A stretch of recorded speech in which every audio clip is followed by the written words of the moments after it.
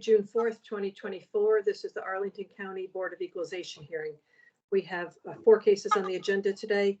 The first case we're starting with is RPC 3101930 at 2446 South Monroe Street.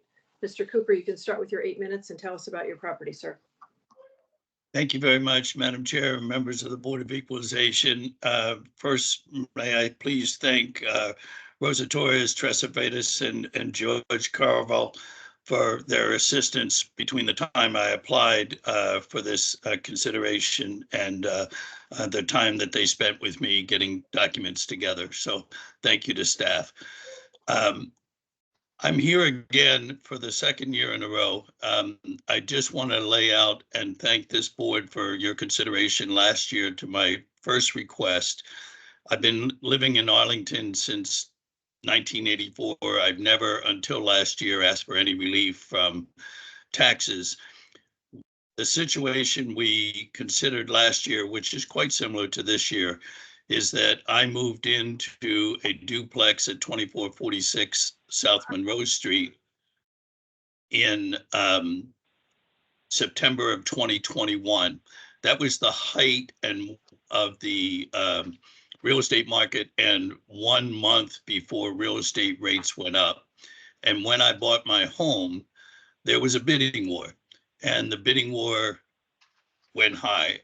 I luckily was able to secure at a low interest rate the home that I'm in, and then last year recognized that while I was being assessed at the sales price, there were numerous houses around me that were not assessed at that same assessment. So last year you gave some consideration to the house that's on the other side of my duplex, the other side of my wall, which was in the 480s range in terms of assessment. And you recognized that there was a possibility of disparate treatment between that home and mine. Both were in similar conditions. That home next door and mine were both, we had updated kitchens maybe in the 2011 to 2013 timeframe. Some original windows were changed, but essentially my condition of property average is the same as the one next door. Since then, and what brought us here today is that there are at least 5 other properties, one of which I put on my application, 2442 South Monroe, 2 doors down, that are still in that 480 some odd range for assessment, and mine is considerably higher. I was a little bit taken aback to recognize that staff gave some consideration to changing the condition of the assessment of the house next door that we had used as a comparable last year, and it now equals my assessment. But I want the board to know, and I did share with staff, that really what has to happen is this neighborhood has some unique duplexes in my area within 150 yards of where I live. And those duplexes really have to be taken a look at as a neighborhood and assessed accordingly. And until and unless that happens, we shouldn't be just unilaterally changing assessments. 2442 is assessed at the 484 range, and that's where I'd like my assessment to remain until staff conducts what I understand from George will be a review that's on the books. Hasn't happened yet, didn't happen last year because you didn't have enough assessors. You were down a county staff person, I understand that. But that kind of review needs to happen before we just raise my assessment to simply market price. And so that's essentially where we're at. And I welcome any questions from the board. And I want to thank staff again for their effort in helping to lay out where we are. Okay, thank you. Ms. Vitus for the county, please.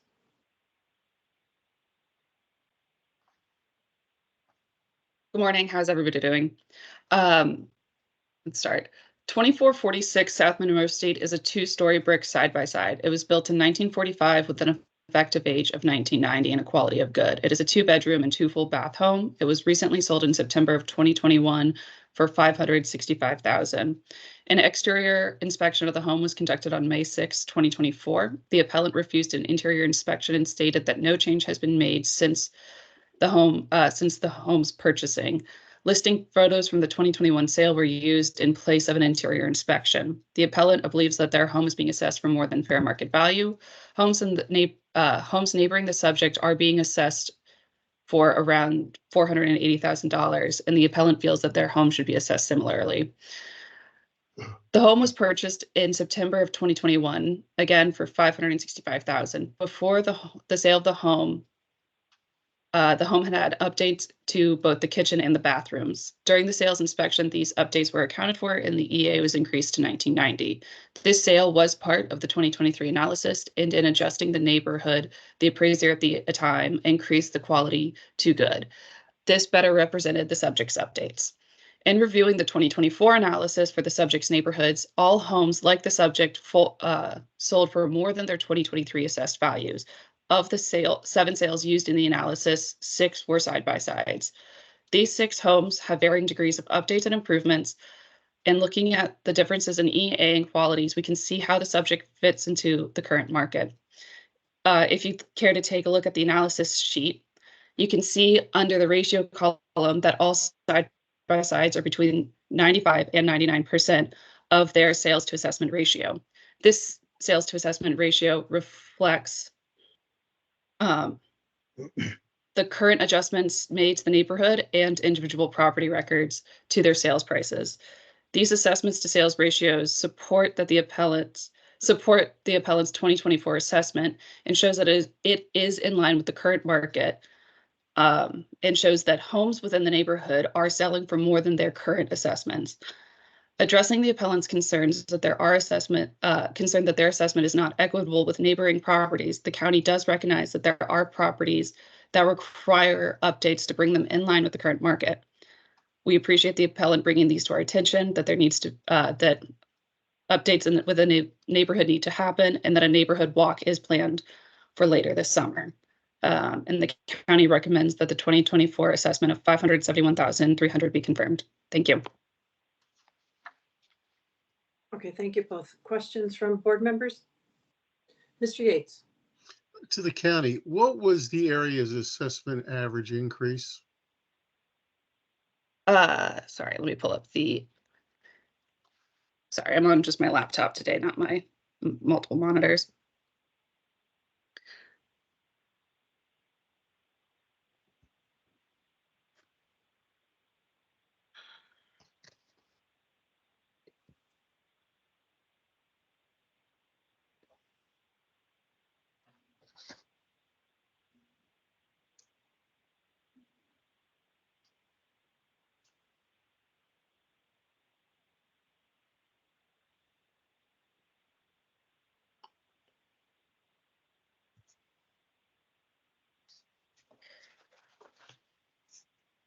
Uh, 1.2%.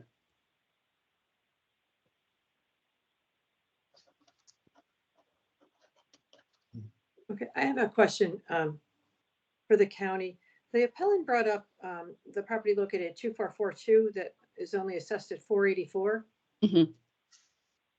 And why is that?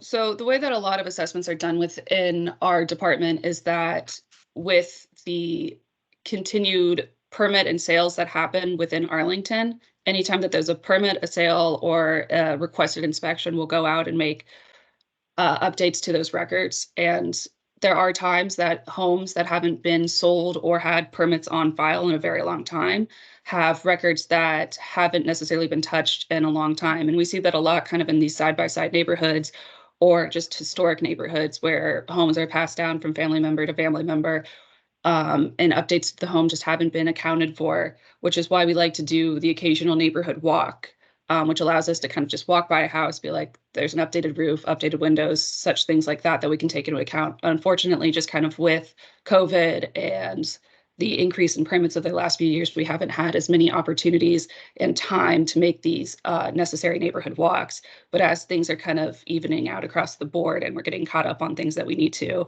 these things will be taken into account. Right, so we don't know how many other properties are under assessed then. Not at this time, but Yeah, that's a problem. we understand it's a problem. Mr. Matskin, you had a question? I do. For the department, although I'm either party, I'm sure can answer this. The side by side and the other side of the appellant's wall, what is that? We keyed the assessments, the appellant's assessment last year to. What is it this year specifically? It's the same as the appellant. Yeah, I thought I heard that. I'm triple checking. Thank you.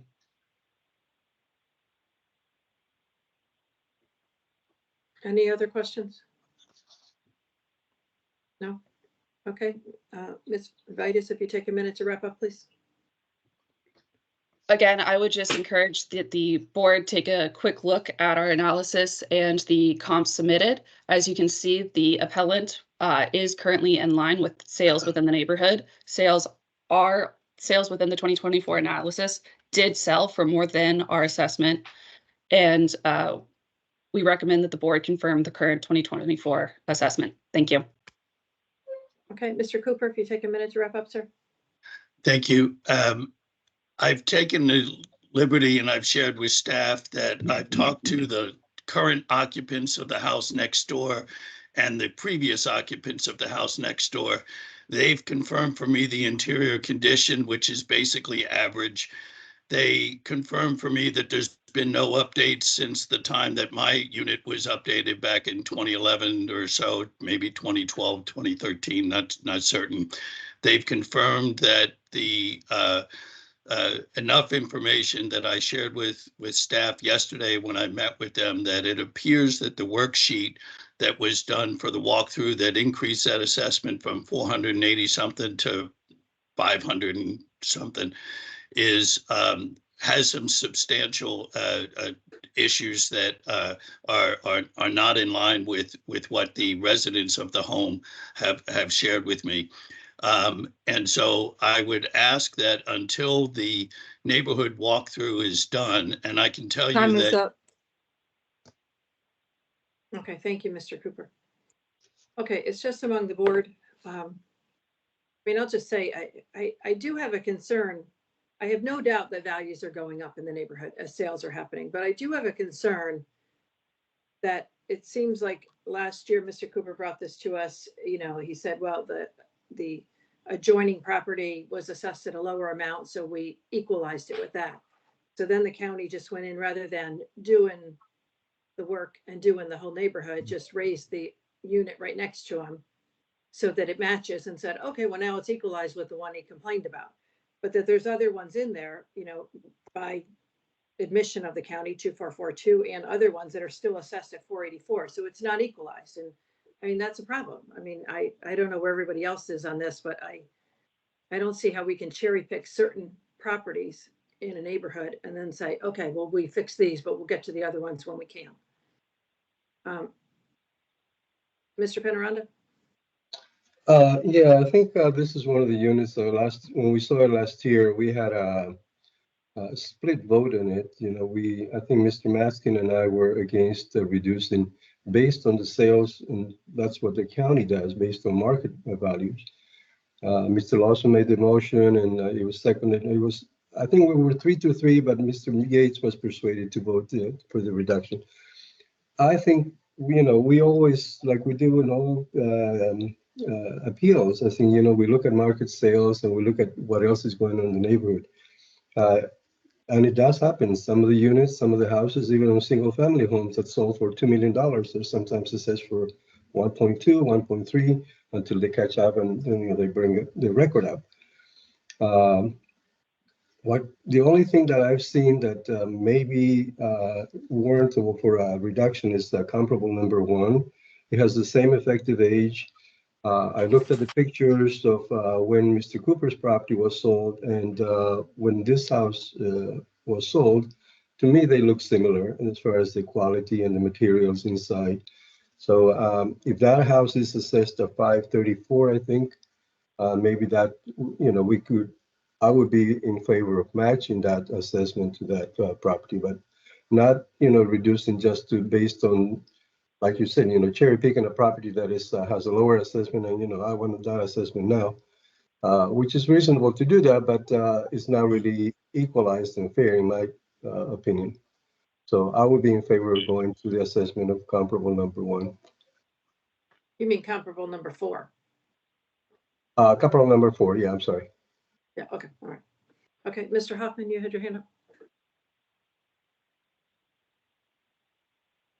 I was just doing math on comp 1, but if it's comp 4, basically keeping the land value at 420 and then just adjusting the improvements so that the total amount matches comp 4.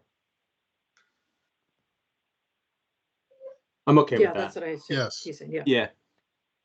And I think, look, that's probably closer to market value today, which is one half of the equation. The equalization side, like, it took me 2 minutes to pull up Street View and look at 4224 and see the nice new retaining wall, stone patio railings, the double driveway with the 2 BMWs in it. Like, I think those houses are probably equally valued as far as the market would look at it. I have no idea what's inside, but I just look at the care taken on the outside, and I didn't need to go and schedule a walk.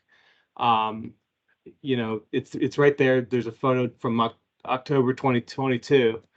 So I don't see why that property owner gets a tax break while Mr. Cooper has to pay, 10 or 15% more on property taxes for the same house. Yeah, agreed. Yeah, Other let's not folks? punt this another year. I mean, we can update this. Mr. Yates? Most areas we look at the comps and we accept exactly what, is being said, that it's based on what the other sales are. We don't look at so much, we look at the neighbors somewhat, but it does go on the other sales. However, I did think this was a little high. I think the area did not go up that much compared to what he originally was at. And I do think that I could live with comp 4 very easily. I mean, I do, because there is a factor. Not only are we looking at the market, the other sales, but this is a smaller area, and it is a factor that the other people of the county needs to get on it. And I know they have their reasons why it didn't happen, but it does not equalize properly. It may equalize with some sales, but not with the neighborhood. Right. Mr. Lawson, you had your hand up? Yes, ma'am. I guess my question is, shouldn't we reduce the assessed value of both these units? This one and the one next door? Yeah, well, we got to come up with a value of where we are, but I would agree with that. I'm Mr. okay Mendez? with the, I like Yeah. comp 4. I thought the comps supported something in the 5s, but I agree that it's not equalized with the property nearby. I know the direct neighbor 2448 is assessed for 566.4. So again, to Lawson's point, I think that might warrant being looked at again as well.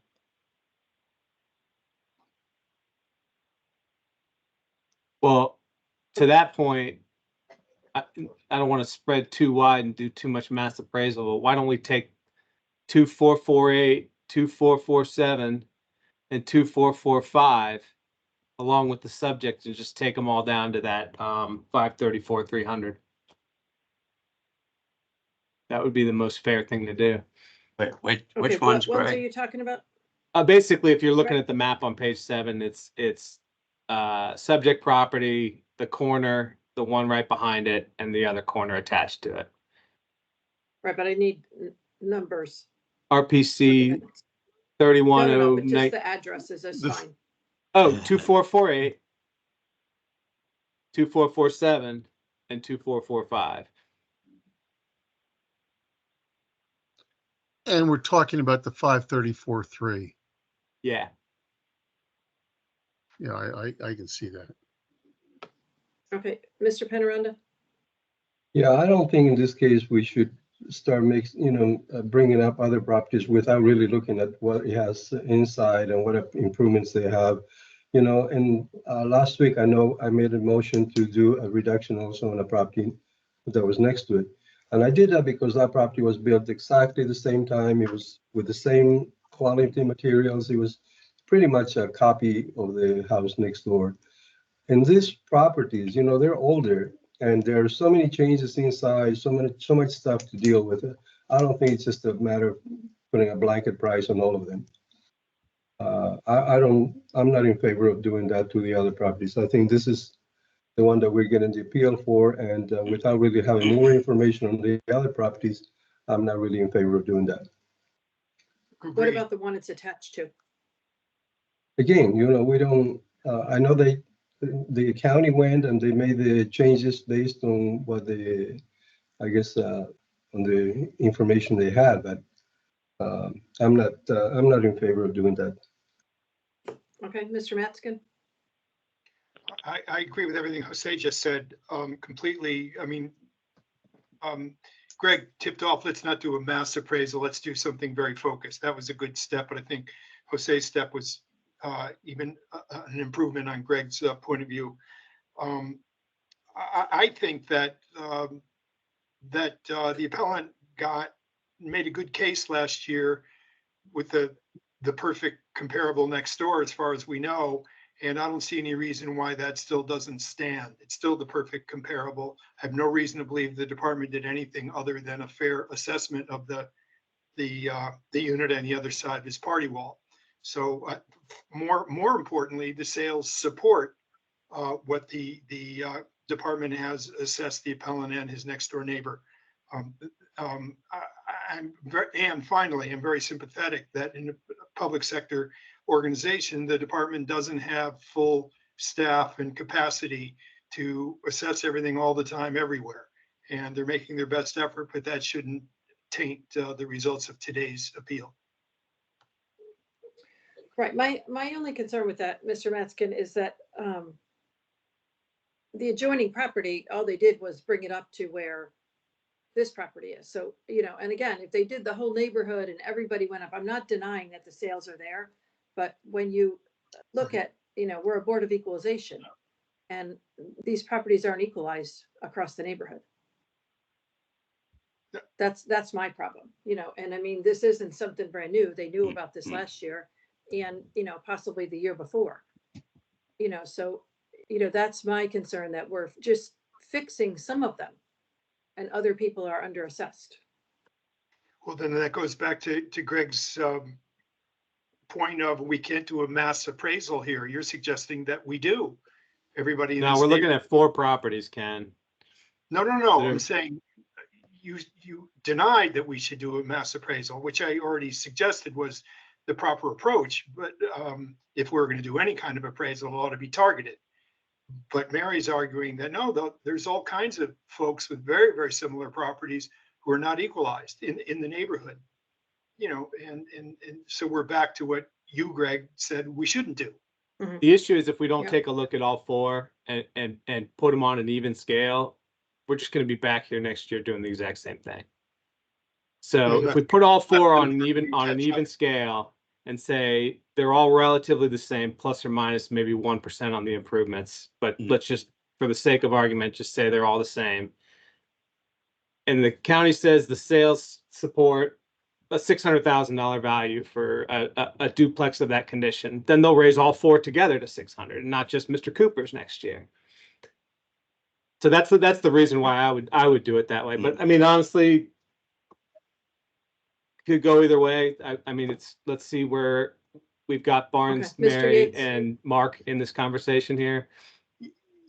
Yeah, Greg, I guess my point is I hear Jose in saying that we don't really know what these other properties are like.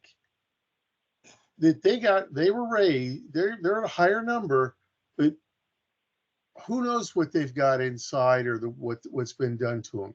I think that's a valid point versus blindly just saying, looking at a raw number and saying, let's change it. Yeah, I mean, understand the issue is I don't think the county said they know what's inside them either. Yeah, they So- yeah. So they have an I- arbitrary number and we're replacing it with something that's probably slightly more fair. And by doing 4 of them on the other, arguing the other side, that might cause the county to really jump on this. That's my point. Mr. Lawson, you had your hand up. Yes, ma'am. I don't think what the county did to the neighboring property is fair. And I don't want to reward that step having been taken. I agree with that, but that's one Yeah. property. We're talking 4. Do we do 4?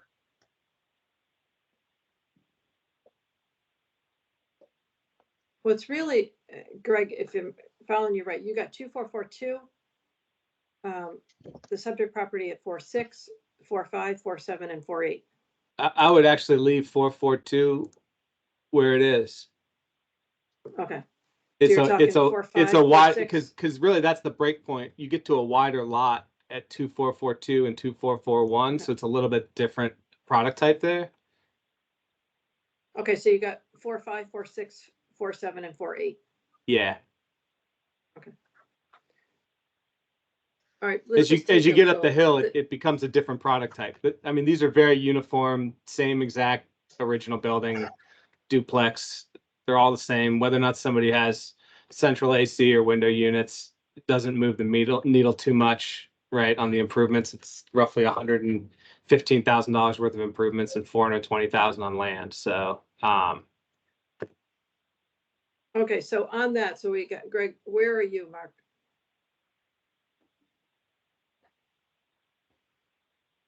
where am I? No, Mark. Oh,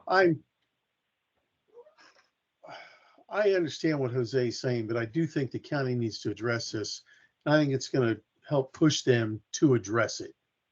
And we look at all 4 Okay. because they are Mr. pretty Mendez, similar. where are you? I would vote for all 4. I think we could do that, and I think the county would And take. Mr. Lawson? Yeah, I'd vote for all 4.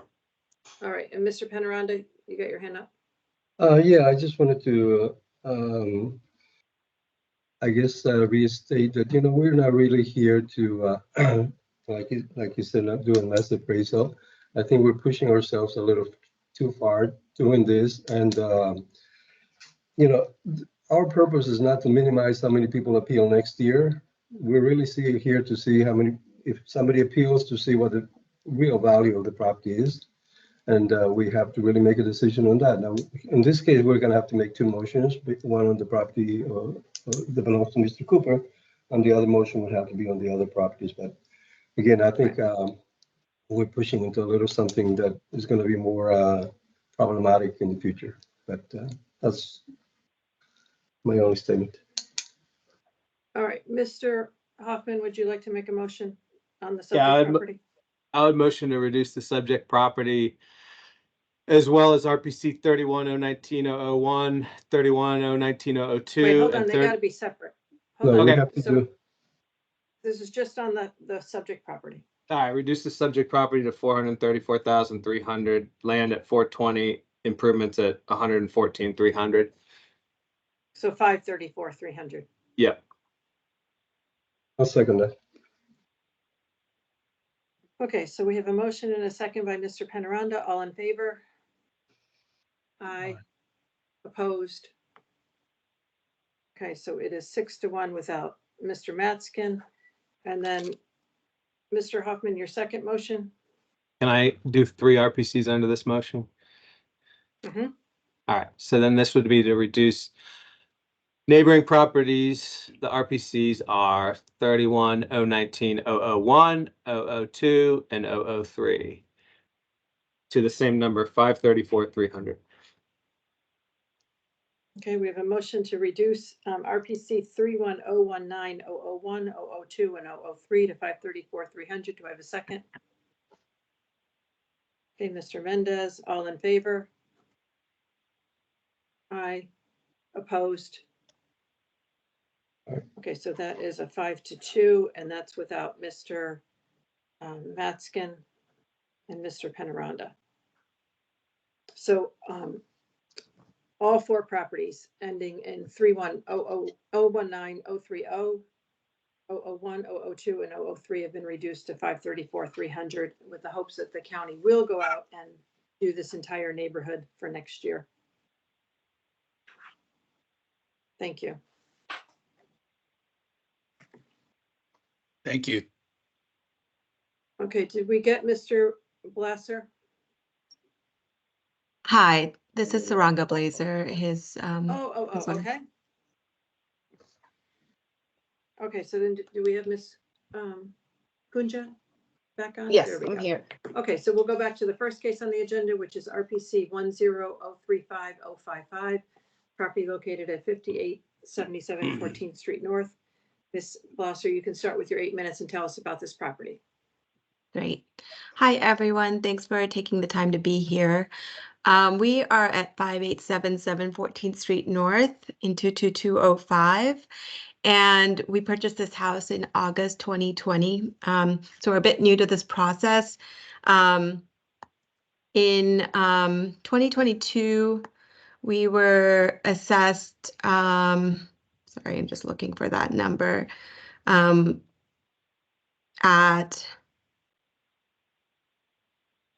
sorry, I don't have the 2022 number in front of me, but in 2024, we were assessed at $1,107,600. And we appealed this simply because we felt like the properties that were used to compare to our property for houses that were similar were quite off in terms of their comparison to our home. All of those homes were between 1 million and 1,050,000. And for some reason, our house was assessed at over 1.1 million. For our home, our property, no, new updates were made except for a new HVAC.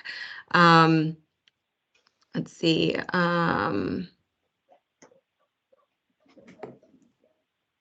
And the 3 houses that were submitted, that we submitted for that were used to compare for this assessment were quite larger and not similar to our home. For example, the property at 1407 North Illinois Street is a 5-bedroom. We have a 3-bedroom. Our property size is about a little over 2,000 square feet. That property was 8,250 square feet. The second property that was used to compare to ours was 5818 11th Street North. It's a 4-bedroom, 5-bathroom. We're a 3-bedroom, 3-bathroom. Again, that property was 5,720 square feet. We're just over 2,000. And the third property had an attached garage. I mean, essentially, we didn't feel like these were comparable properties to ours. And so we had submitted an appeal with listing 3 other properties that we thought were very similar to ours and much closer, so in our immediate neighborhood. We suggested 5884 14th Street North, which is a 3-bedroom, 3.5-bath, 1,837 square feet, which was assessed at just over $1 million, 1,033,000. 1217 North Livingston Street, which is a 3-bedroom, 3-bath, similar to ours, 1,896 square feet. And that was assessed for 2024 at $1,053,000. And then 1410 North Longfellow Street, which is a 4-bedroom, 3-bath, was assessed at, sorry, just a second, $1,058,000. So we're just asking that our assessment be looked at by comparing to houses much more similar to ours. And we have provided all of that in our letter. So I think that's it. Okay, thank you.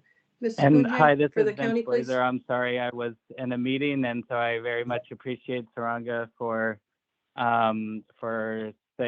coming out. I just was able to join, so I heard most of what she said, and so just wanted to add, the first year we were assessed in 2021 after we moved to the property, we also appealed that to staff, and it was reduced that year because it was also overassessed by, I believe, 40 or 50,000 that year. And then the assessment, but then the assessment keeps jumping back up over the value of other homes that are similar or greater size in the area. The three properties that we used that we provided in the letter all have the same size or greater, have a covered garage or something that is greater than our property. We haven't had any improvements to our property, and so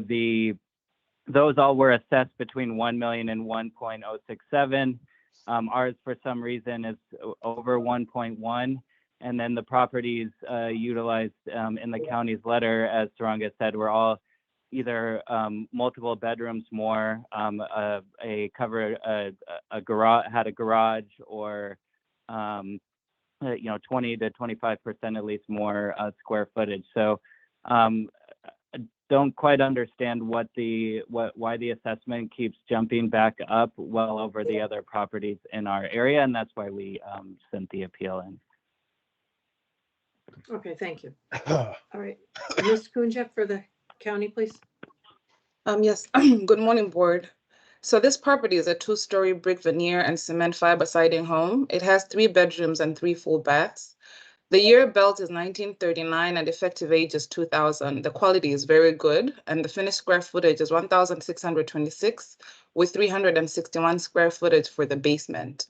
The appellant feels that their home was not appraised in a manner equitable with similar properties during the analysis period and that it should be appraised at $1,025,000.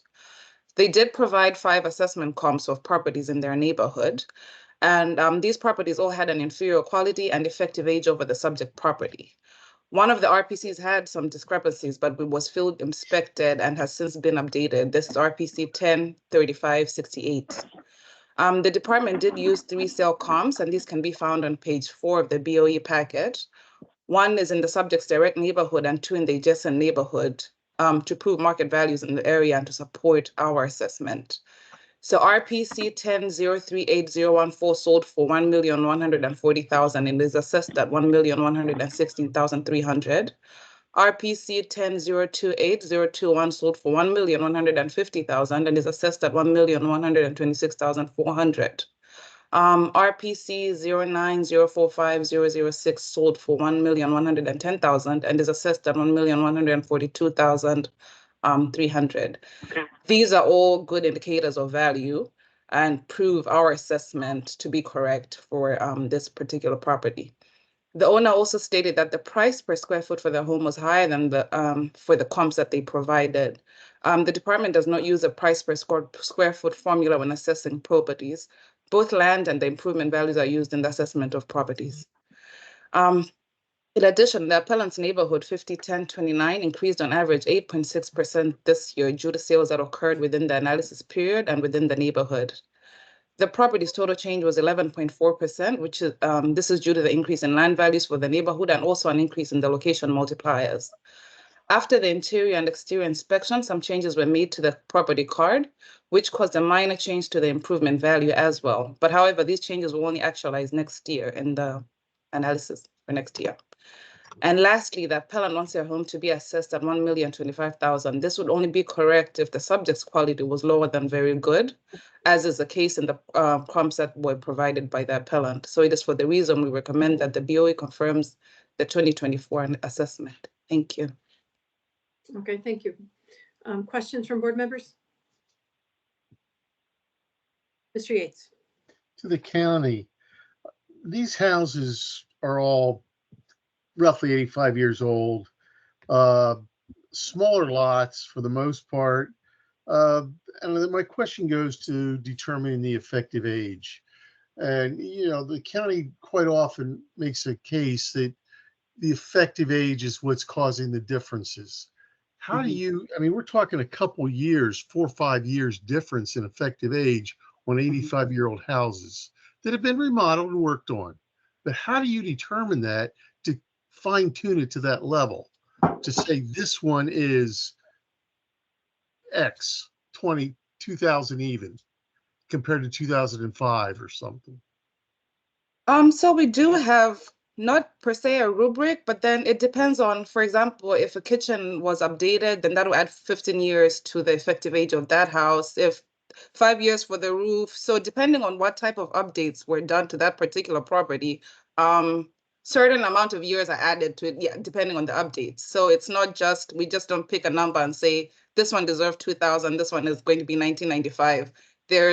We pick all the updates that have been done and assign years to, like, the roofs are 5 years, kitchen 15 years, and so on and so forth. So that differentiates what the effective ages are going to be depending on the updates for the different properties.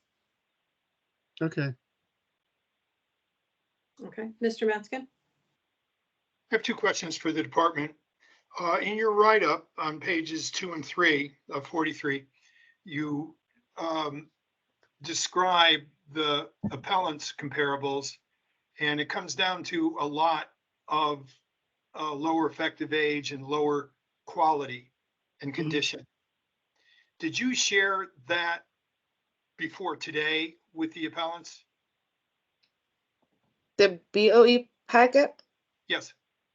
No, but in other words, your assessment of Logic. their comparables, why you thought their home was worth more than the comparables they brought up, again, based on typically effective age and condition and quality, and not, by the way, numbers of bedrooms, which we all find fungible. Is this all brand new, other than from the packet, the written packet, which of course the appellant has, in real time when you were visiting with them, or any time between when the packet was written up and distributed and the time you visited, did you share these points of view with them?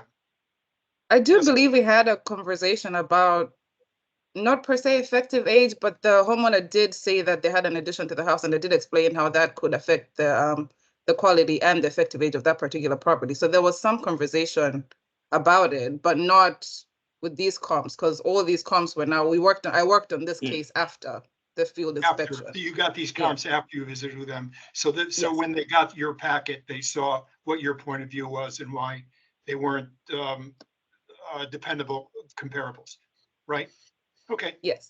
And the second question is, I want to make sure again, this may be a GPS software thing that we've seen already a couple of times in hearings on the location of the appellant's home in the comparables.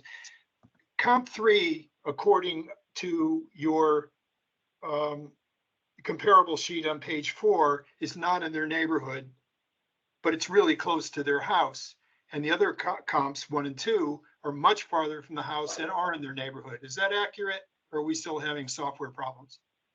Yeah, unfortunately, I should have apologized that at the beginning. The map and the comp sheet are not in line. So comp 1 on the comp sheet is actually comp 3 on the map. All right. 2 is correct, and then 3 is comp 1 on the map. So I'm sorry about that. All right, we're still having, well, it's not your personal fault. I mean, there's something going on, so I got to depend less on these sheets until it gets straightened out. Thank you. Okay, any other questions? No? Okay, Ms. Kunje, if you take a minute to wrap up, please. So after reviewing all these facts, the sales and the neighborhood, it is recommended that the 2024 assessment be confirmed at 107,600. This amount can be confirmed as fair and equitable based on the sales analysis that was done for the neighborhood and changes made to the property. Thank you. Okay, Mr. and Mrs. Blosser, if you take a minute to wrap up, please. Yeah, yes, I appreciate all of the conversation from the board and from the staff, and appreciate all the work that they do. I would just say that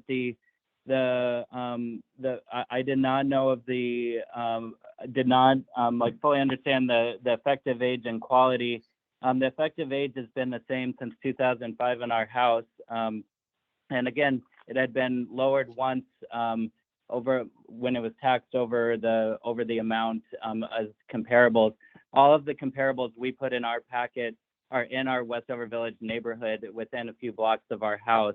Some of the others were not in the comparables that the county provided. And And so I guess, yes, I don't know how the assessment is done of the very good versus good quality, but the first house in our assessment of under 1.05 million was a better house than ours, and at that quality.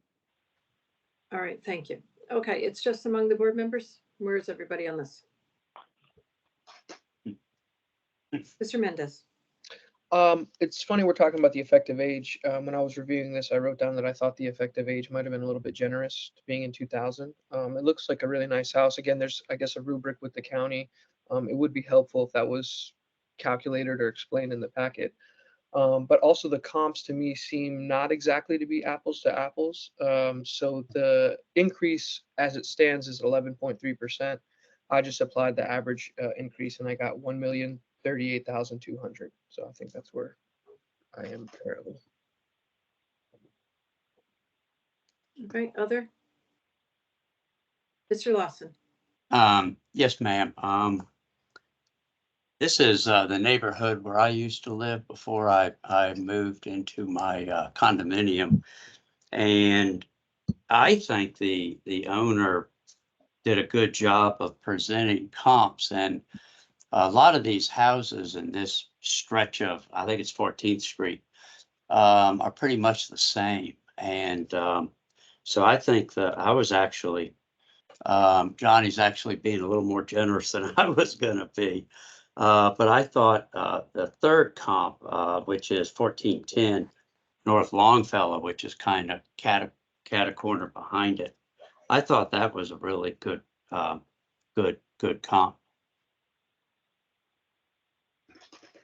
Okay, other folks? Mr. Penaranda? Yeah, I kind of looked at it the same way as Mr. Mendez was looking at it, but I'm not quite sure if we're on the same line as far as the numbers. You applied 8.6%. And yeah. But if we do that to the assessment of 2023, then it would be, I'm coming up with like 1,080,000. Let me double check my math. Okay.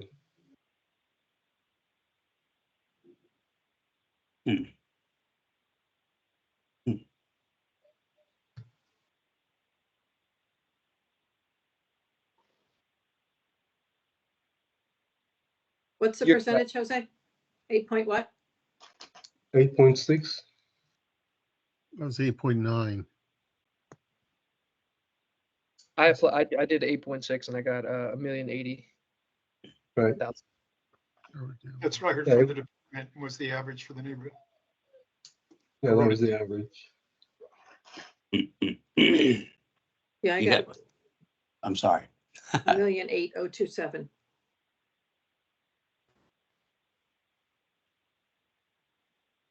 Yeah, 1,080,027. Yeah, that it would be rounded to 1,080,000.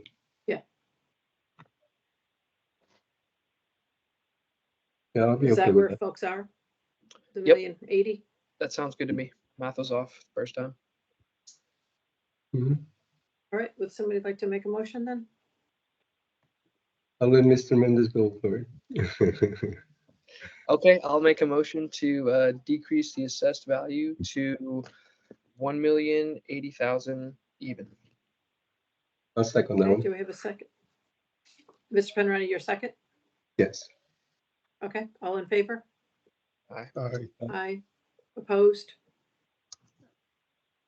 Okay. I so think it should have gone down a little more.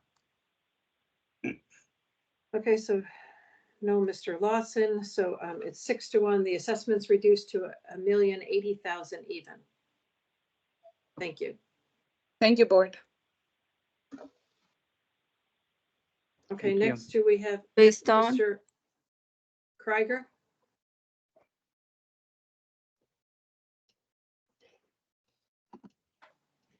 Rosa, do we have Mr. Oh, Good morning, how are you? okay.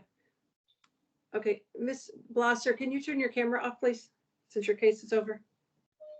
Thank you. Okay, next case on the agenda is RPC 15022-011, at 1826 North Wayne Street. Mr. Krieger, you can start with your 8 minutes and tell us about your property, sir. Thank you, Madam, and thank you to all the board members for serving. As somebody who also serves on the Arlington commissions, I certainly appreciate how much time and effort it takes for you guys to do this, and so thank you for your efforts and your time to service Arlington County. So our property is a little bit different than the ones you've heard today from the other appellants, as well as perhaps other properties you've heard earlier this year. I'm not disputing the assessed values for the land or the improvements. What I'm really here today to talk about is a difference in land valuation when a property is not buildable versus when a property is buildable. If the property that we own at 1826 North Wayne Street could be fully developed and fully built, then I would have no issue with the assessments, both the land value or the improvement value. But if you sort of reviewed our submission, you'll know that that's not the issue. On one hand, we have the Arlington County zoning with this letter saying that you can't develop your land, you can't build any further. And in fact, if you were to remove a wall or tear down the house or in some way change the structure, you actually couldn't develop it any further. You couldn't do anything else. But on the other hand, we've got the assessment office saying, but we're going to assess you as if you really could build on a lot as if it was right any other lot on my street, in my neighborhood, or anywhere else in Arlington. So I'm here before the board because I don't think that the assessment staff or the office has the ability to sort of make this change, make this distinction. I've talked with them. They understand the distinction. They understand that, I think they understand that the land is really only as valuable as it can be developed. If you can't develop it, it's not really the same value as other land that can be developed.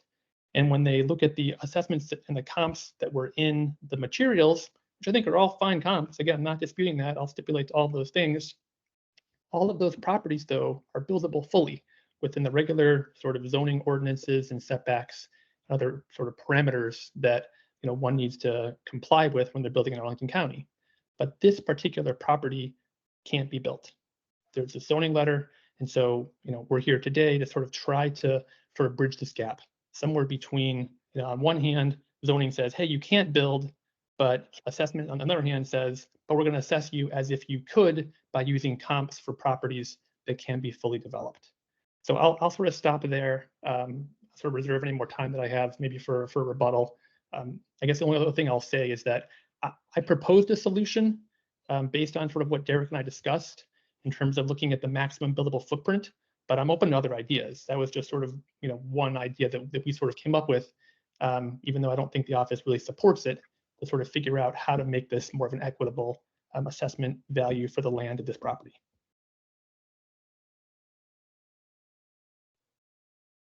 Ms. Dooley, I think you're muted.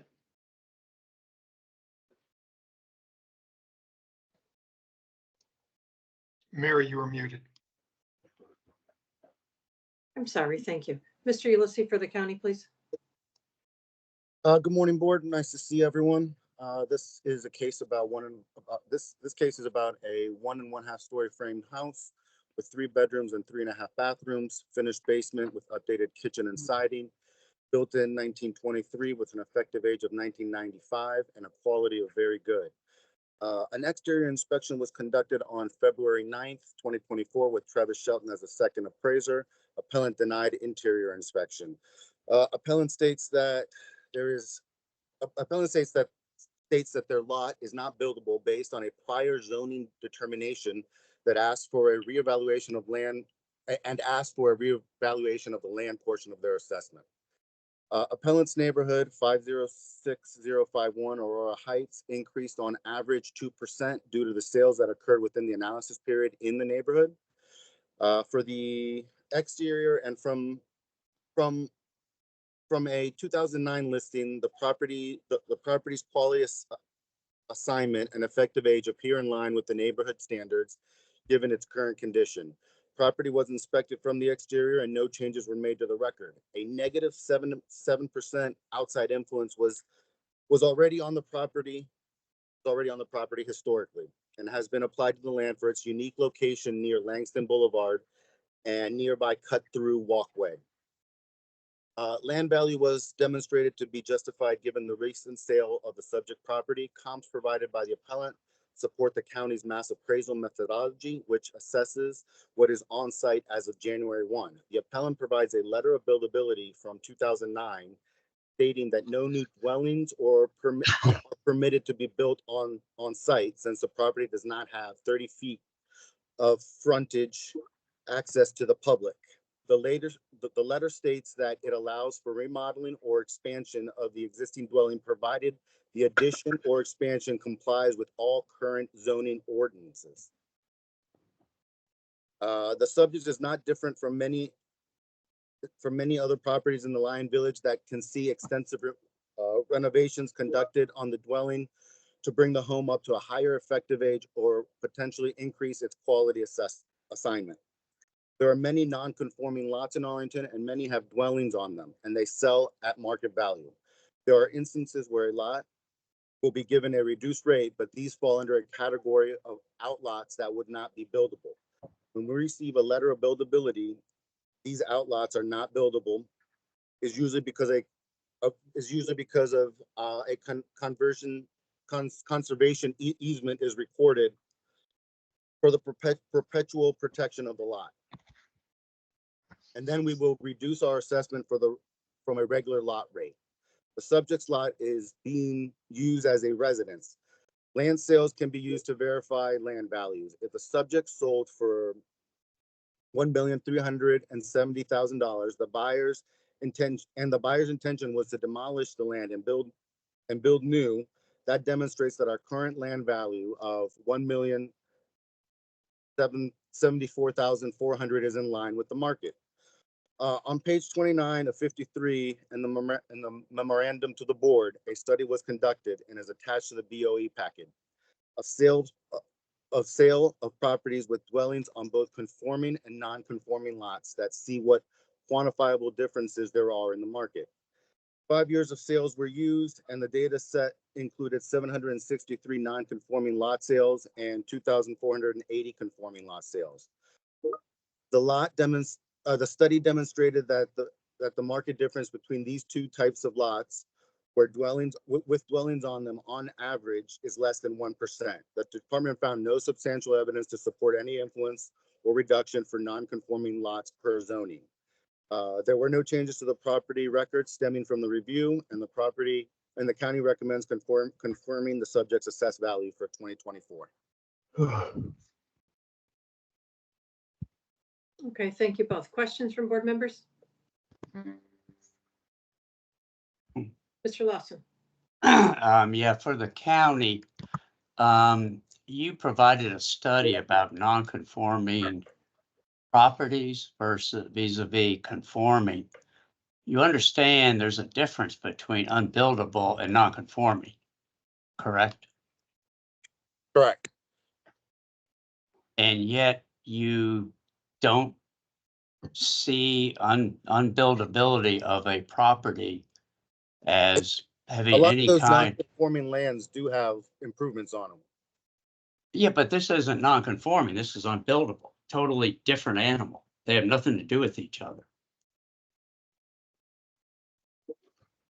If this property were 100% in floodplain, let's say, and you can't put an addition on, or you can't put an outbuilding on the lot, would you give that a lesser value? For potential future use, we don't take that into consideration. Potential future use, we assess what is there as of January 1. It's surrounded by floodplain or EQC, either one. So you can't do anything to that house. It sits the way it is, and you can't do anything else with it. You don't see any impact on value in that kind of a situation. Not when it's a livable house and it recently sold it recently sold. A quick question for the property owner. Did you have any idea when you bought it that this property was unbuildable? No, we didn't know that. Okay, that's all my questions. Okay, Mr. Matskin? Let me follow up just on that train of thought. Of course, Barnes is right that non-conforming and limited buildability are different animals, but I'm questioning whomever is the authority on this or knows more than I, that the results are exactly the same. You can't have an addition, you can't have an outbuilding, you can't have an ADU. Is that correct? You started it, Barnes, so I'll ask you first. No, it's not, Ken. And with an unbuildable lot, you can't go to the BZA and say, I would like to violate the setback. On a non-conforming lot, you can go get a use permit, and the BZA is fairly liberal in granting those. And so this property is pretty much stuck the way it is. Okay. If they could stay totally within the setbacks and the coverage and everything, they might have a limited ability to add on. But if this were to be destroyed by a tornado, let's say, you can only rebuild what's there right now. You Yeah, can't all right, so start that's over. a subtlety that I wasn't aware of. Yeah. Get BZA to do something. Thanks a lot for your help. Mm-hmm. Okay, any other questions? No? Okay, Mr. Ulyss, oh, wait, Actually, Mr. Hoffman. Yeah, I mean, I've got the note in here that the sale in 2023 was, it just is not listed for the county. Is that, I mean, are you viewing that as an arm's length transaction? Are you using it as a comp in other assessments? What is the, I mean, what's the color on that? Technically, it's not an open market sale. It wasn't listed, but it was included in the sales analysis because the sales to assessment ratio, it shouldn't have been included, but the sales to assessment ratio didn't throw the analysis off. All right. Stephen, do you have any like background on that sale? Was this, I mean, you obviously paid, at least the county's record says $1,370,000 for this property. So what was the conditions, if you want to share that? You're asking me, Mr. Hoffman? Yeah. Yeah, I mean, it was just a regular sale. I mean, there was nothing sort of special or unique about it. We just didn't have, all the information about, we didn't have, it's not like there was something recorded in the title when a title check would have popped up and said, hey, you can't build in this lot. Now for future reference, I guess we'll know to go and talk to zoning before we do this. And I understand why the county can't do this in terms of their mass assessment policy. They don't have necessarily a way to know this when they're assessing things. And that's okay. I'm not upset to be here.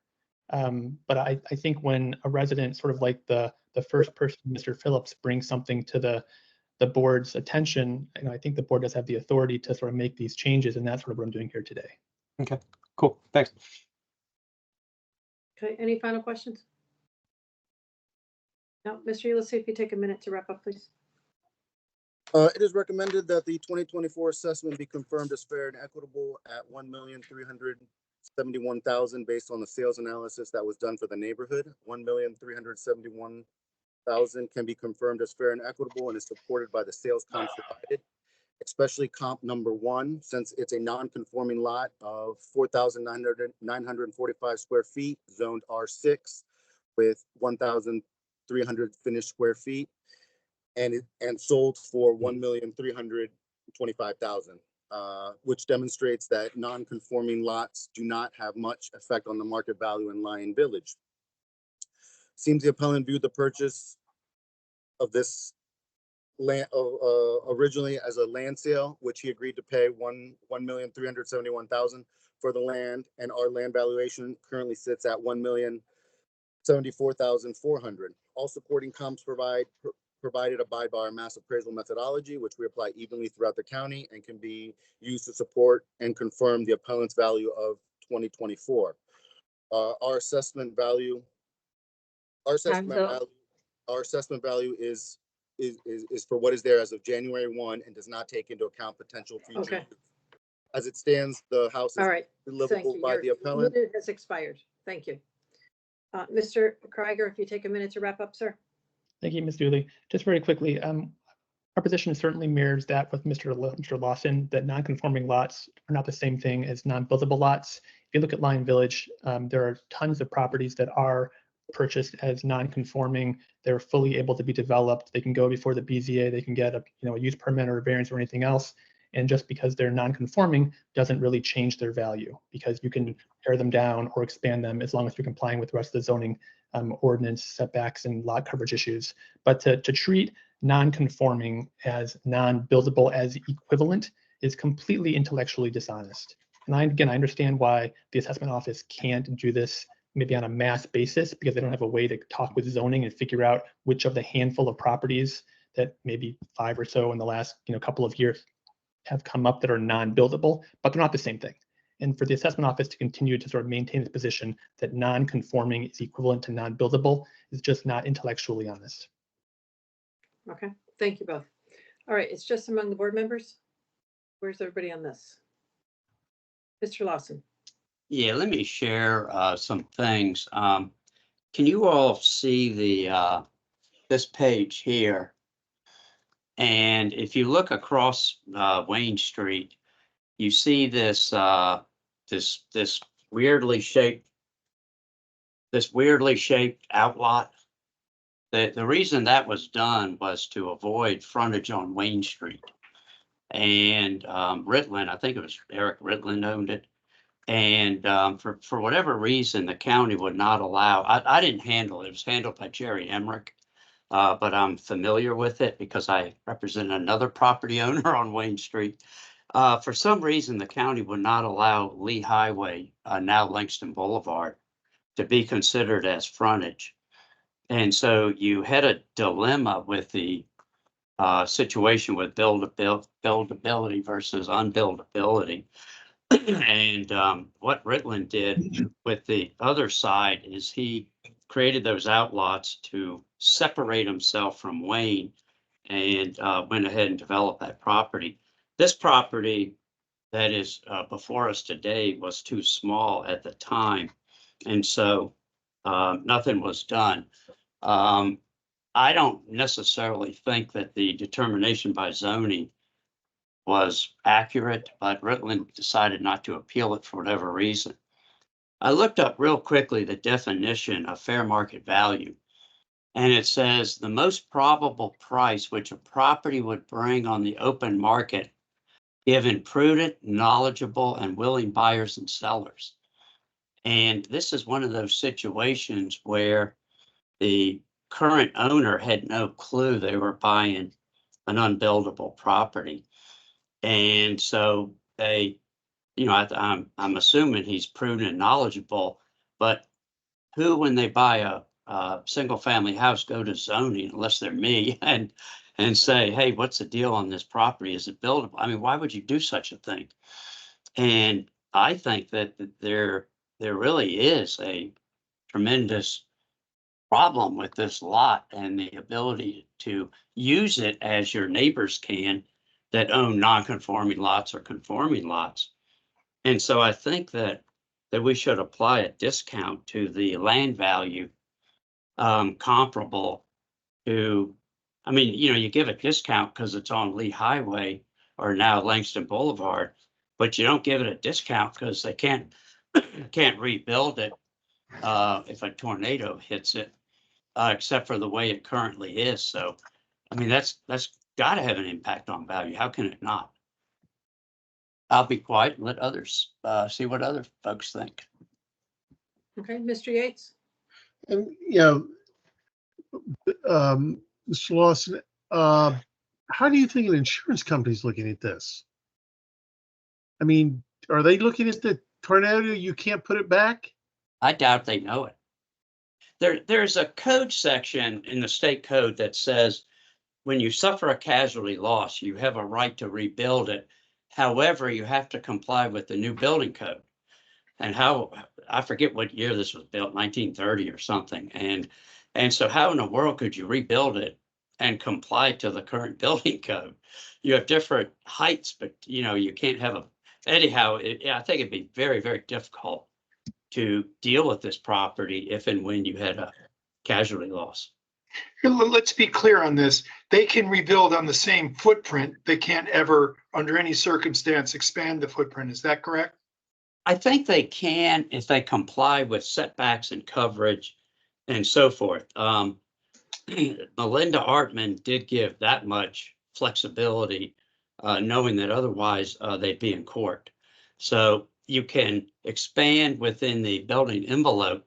One of the problems you're going to run into, and I don't know how the house is located on this, but if you have a current situation that doesn't comply with zoning, then you have to get a variance or a use permit to comply with zoning now, which you can't do because it's unbuildable. So this just has a problem. Oh, you said it's unbuildable, but you also said as long as they comply with setbacks, they can build extra, not unbuildable, but expandable. So you said they can expand within the setbacks, and then you said they can expand because Yes. whatever. Which one is it? Well, I think the ruling's crazy. Okay, I think that I think the property's grandfathered, and I think it's non-conforming given the street width. Streets, the requirement that a street be 30 feet came about, I think, in the zoning ordinance of around 1950 something, and I think that determination is just flat wrong. However, it exists, and it is what it is. And so Artman said it's unbuildable. If it were an empty lot, you can't build on it, period, in a discussion. But if he recognizes that there's people living there, I mean, you can't, what are you going to do? Throw them out, tear the house down? And so she did give some abilities to property owners to do modest, minor expansions, but they can't put a separate garage. For example, this is a pretty big lot. What if he wants to do missing middle? He can't. Okay, thanks. All right, Mr. Yates, you had your hand up? Yeah, just to finish that up, there's a house in northern Arlington that was 1.5 feet almost on both sides over the setbacks, an original house. We put a second story on it and doubled the size of this house. We were not allowed to go 1 inch further on either side, but we doubled the size of that house. I mean, you can do it. It did not exceed height requirements. It did not exceed setbacks or cut further into setbacks. Great input. Okay. Other folks? Mr. Hoffman? I mean, I think we should reduce the land. I was just running numbers at 5% and 10%. When you get too high and all of a sudden it's worth less than the old townhouses next to it, and that doesn't seem to make sense why you would, buy an older townhouse versus an older house. Or, it's got to be relative value there. So, I mean, I could go as high as 10% on the land, which comes up with $1,263,560. And 5% is $1,317,280.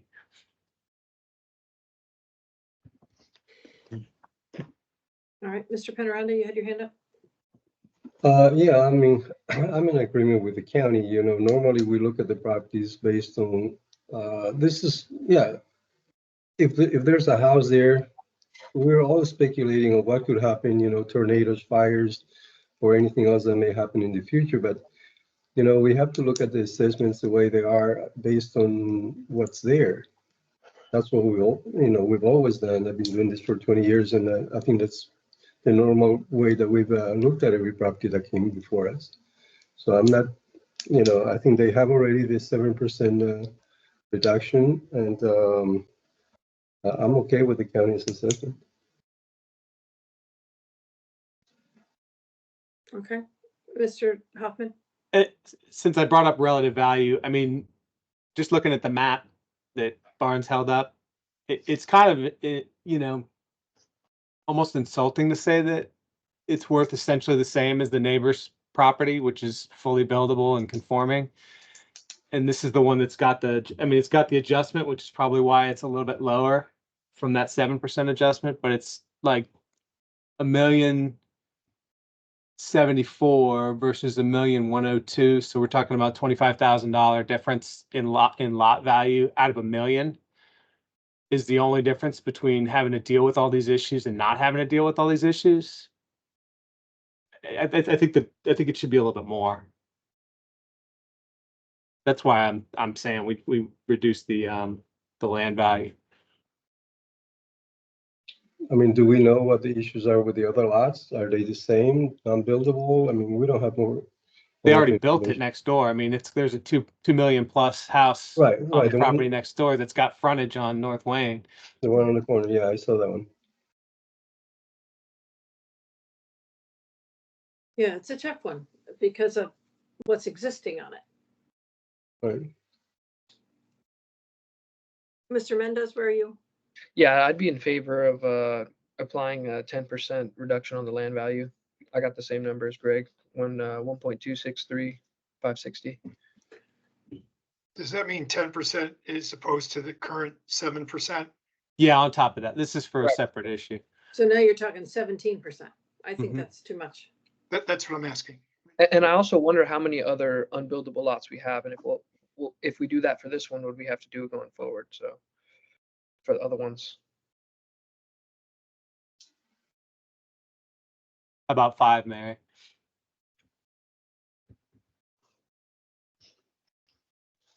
All right, so let's just try to recap here. So you've got Greg wanting to do an additional 10%, which it looks like Mr. Mendez is on board with that. Jose's not, I'm not. Mark, where are you?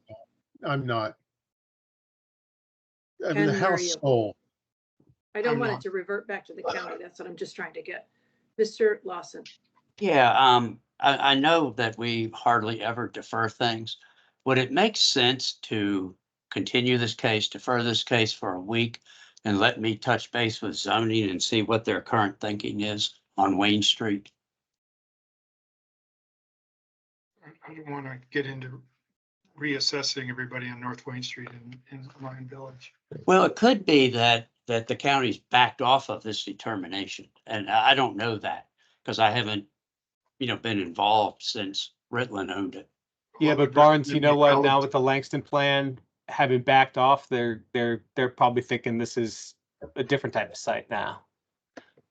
right, but the Ritland was 2009 when they looked at it, so there could be a current Yeah. position. I mean, what do you guys think about 3% and then the total of all the adjustments would be 10?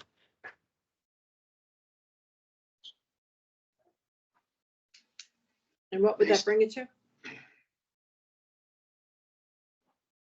Based on Barnes' insight, which is always useful, I think the appellant ought to pursue this, especially with the new site plans. 1,003,38. That's too. flexible. A million what? I'm 800. sorry? 1,338,800. Say that again, Greg. I didn't catch it. 1,338,800. And that's taken the 7% adjustment and increasing it to 10%? Yes. I think that makes sense.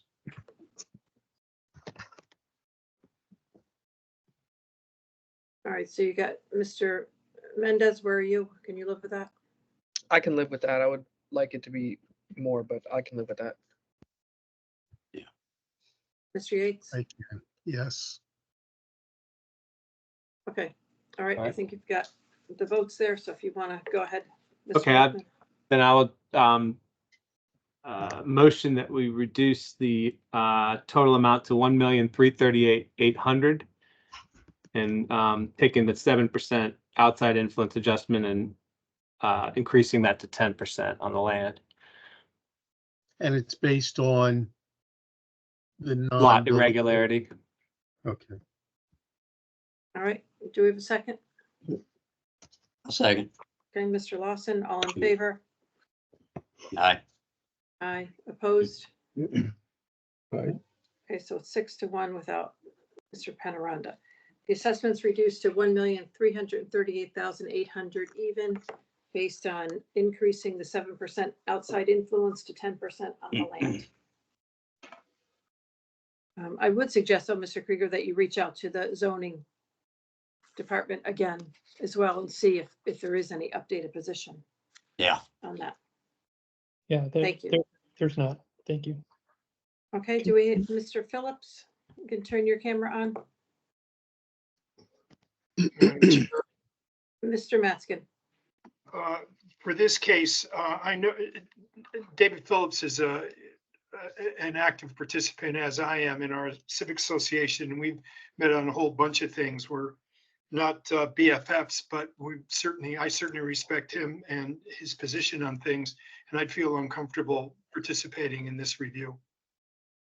Okay, so Mr. Matskin will be recused. Okay, so Mr. Phillips, can you turn your camera on? I have. I see him. I see him. You do? I see him. don't. Can you click on the little camera icon? Yeah, I did. I'll click it off and on again. I see. Better? Yeah. There you go. All right, now we've Okay. got you. Okay, the last case on the agenda is RPC 19014-012 at 705 North Kenmore Street. So, Mr. Phillips, you can start with your 8 minutes and tell us about your property, sir. Okay, I came to Arlington with my family in 2007, bought a house, and then I moved to a new house in 2016, which we bought from a builder.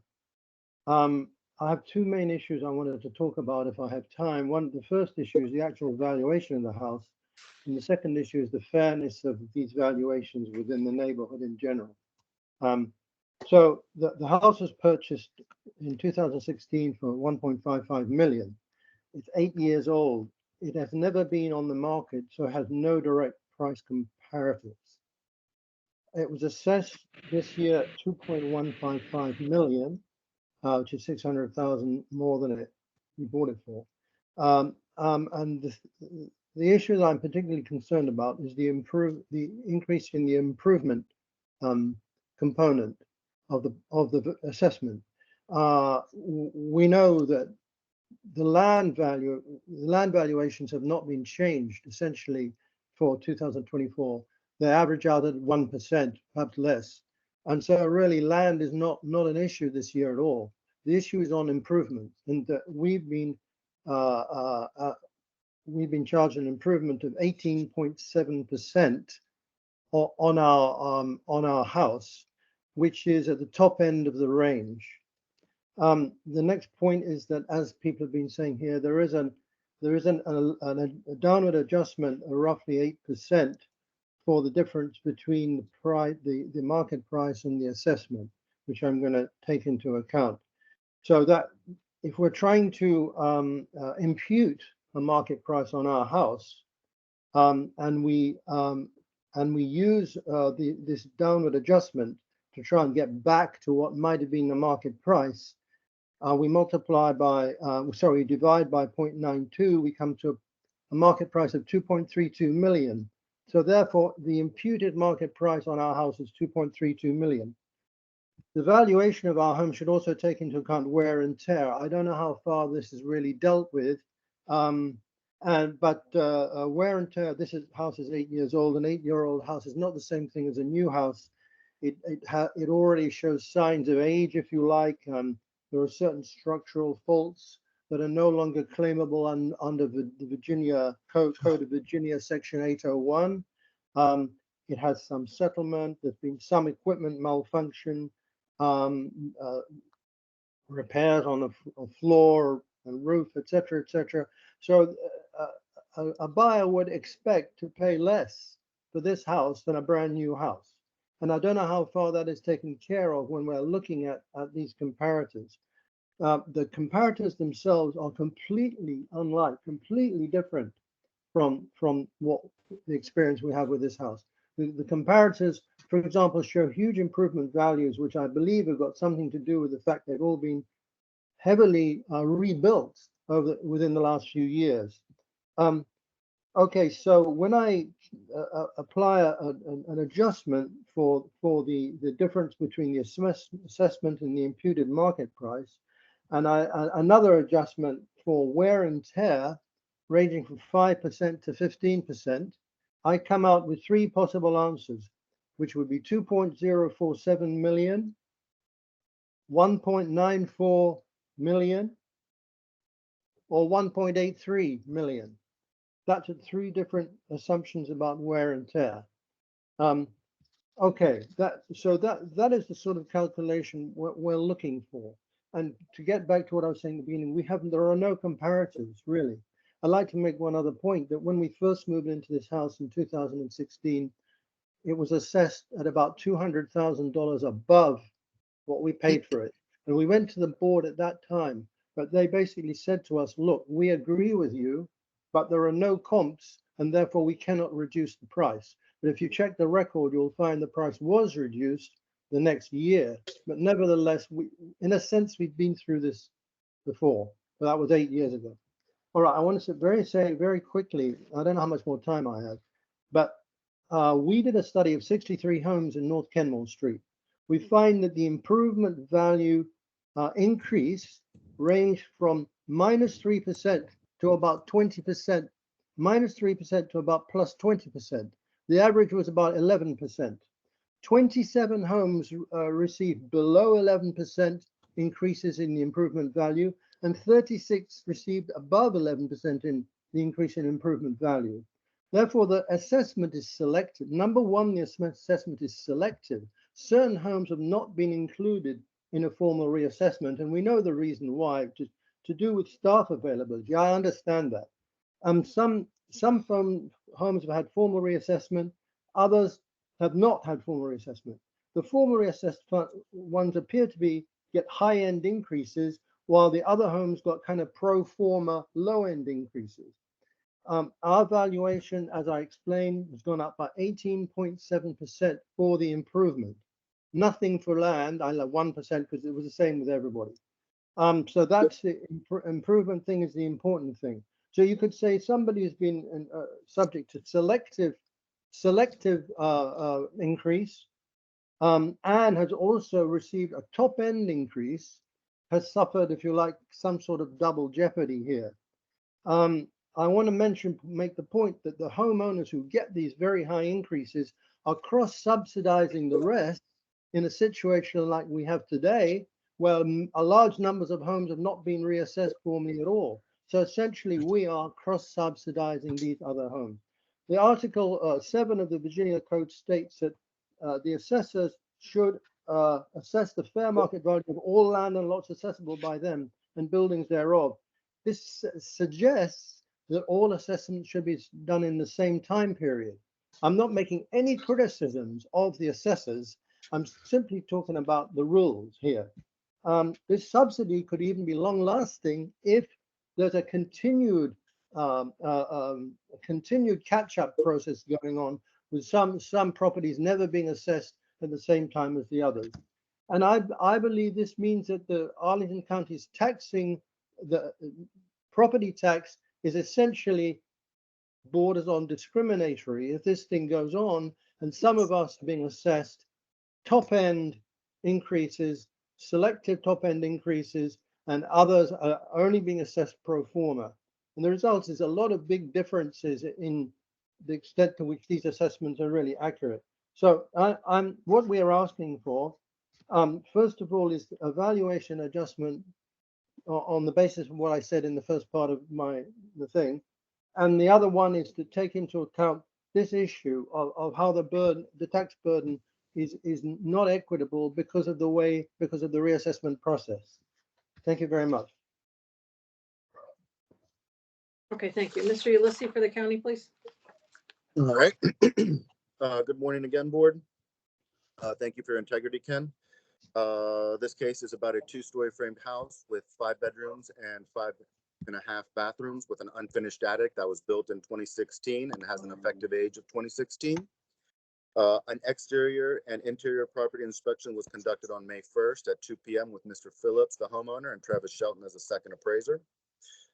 The appellant does not agree with a 39% increase over his original cost to build 8 years ago. He feels the comps provided by the county are of more updated properties than the subject and would like his assessment to be below the sales price, like the comps provided by the county. The appellant does not agree with the valuation, allocation, and increases between land and improvement. The appellant also notes that the records of his neighbors are not accurate and that not all properties in the neighborhood increased equally. This is because not all properties receive the same adjustments since they do not all have the same quality, effective age, or year build. Comps provided by the county are direct comps. They might not be identical comps, which are hard to find in Arlington. Appellant's neighborhood 507058, known as Wilson's Clarendon, increased on average 4.9% due to sales that occurred within the analysis period and within the neighborhood. Property inspection revealed that the quality assignment for the subject was lower than it should be and was not equalized with other similar new construction built from the 2010s. The subject quality was changed from excellent to excellent plus, along with adding a flagstone patio and changing the OMP to OMPR, as well as changing some sketch labeling. Changes to the property record that would result in an increase will be actualized in 2025.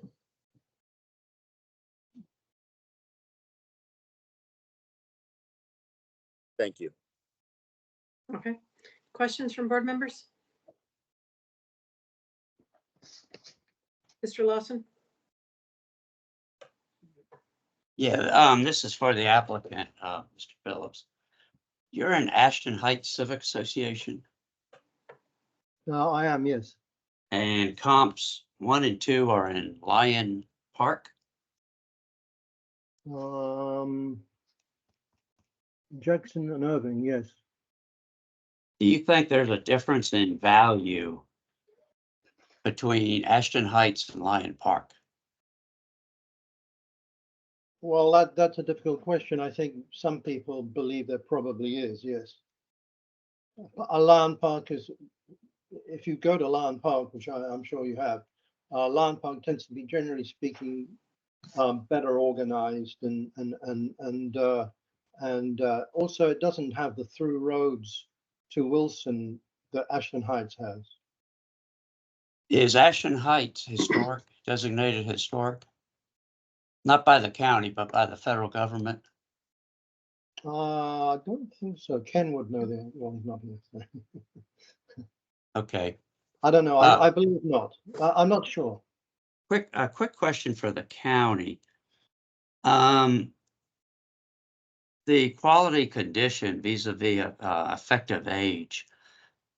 Like for example, comp 3, it has an effective age of 2005, but the quality condition is the same as the applicant's home. Do the two start to not mean as much, or is there still a significant difference for the effective age, even when it's high quality?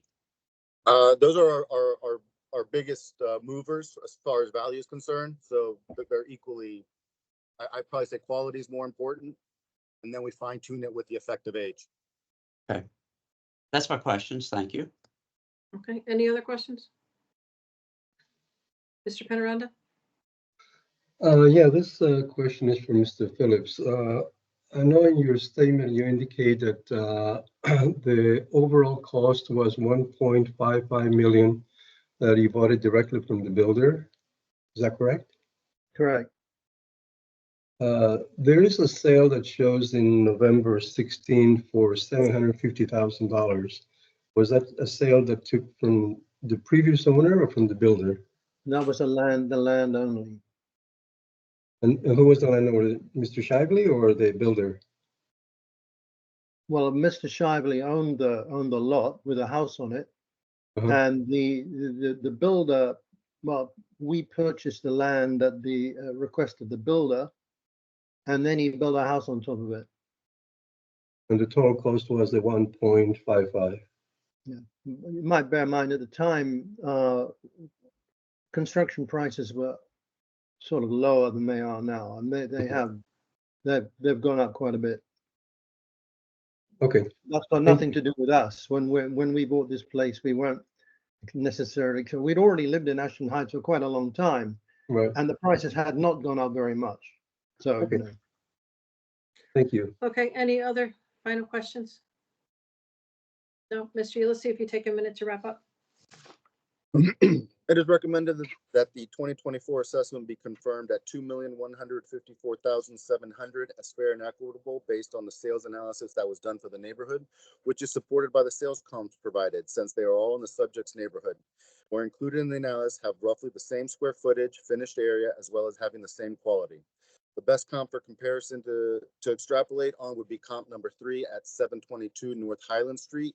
It is a smaller lot, a smaller house with an older effective age and year built. It is inferior in most aspects except that the quality is similar, yet still sold for $2.1 million, and the subject is assessed at $2.154,700.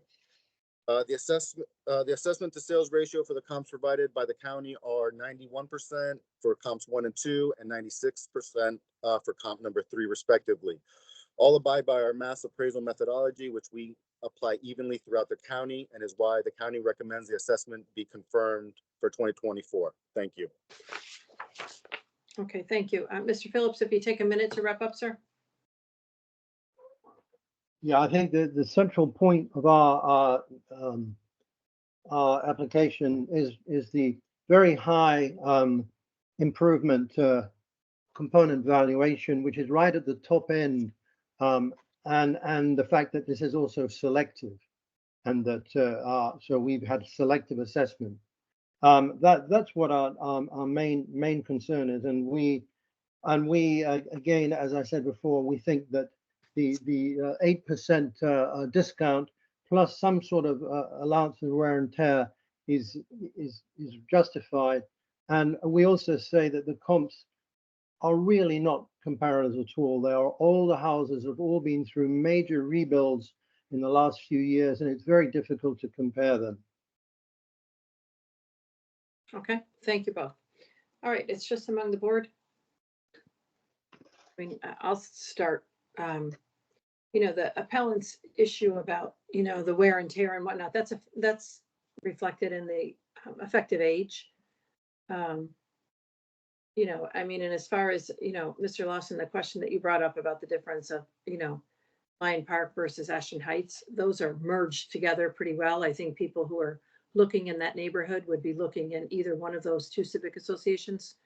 So I don't have a problem with the comps. I mean, I look at this and I think, you know, we've heard the issue before of, you know, well, we haven't done anything to the improvement. Why did my improvement go up so much? The sales prices are going up. They don't adjust the land. The only other component to make the adjustment is the home. It doesn't necessarily mean that there was improvements to the home. So, you know, I don't know. I don't have an issue with the assessment, but what's everybody else think? Mr. Hoffman? Turn your microphone on. Sorry, I just want to point out, because I think the comp 3 was kind of brought up as the best comp. Mm-hmm. I just remember walking down there like a year ago, and it was like a new home, like under construction. So maybe they reused the foundation and some of the exterior walls, but that's like a brand new house. So I think the county maybe take a look at your records on that property, because you've got it listed as a 2005 effective age.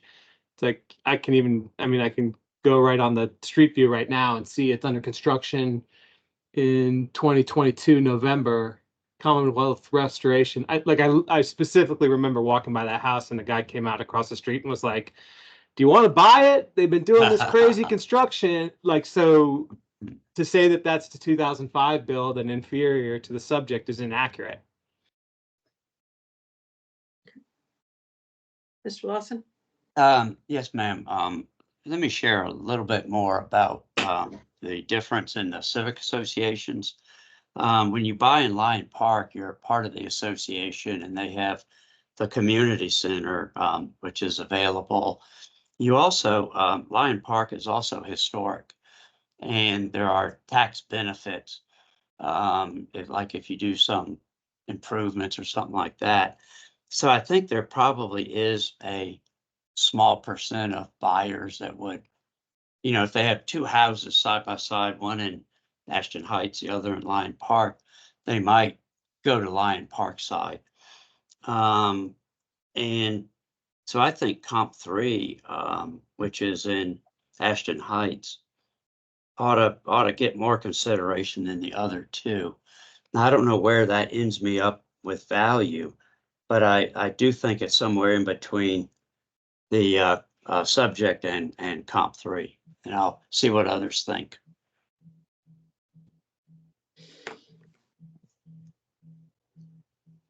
All right, Mr. Penaranda? I'm okay with the current assessment the way it is. I mean, neighborhoods do vary. Sometimes they do have some extra rules. Some have an association, have not, but you know, the market sales are what really throwing the prices there. So I'm okay with it. Mr. Mendez? I agree. I think the comps are pretty close by and they're good enough. I would stay with the current assessment.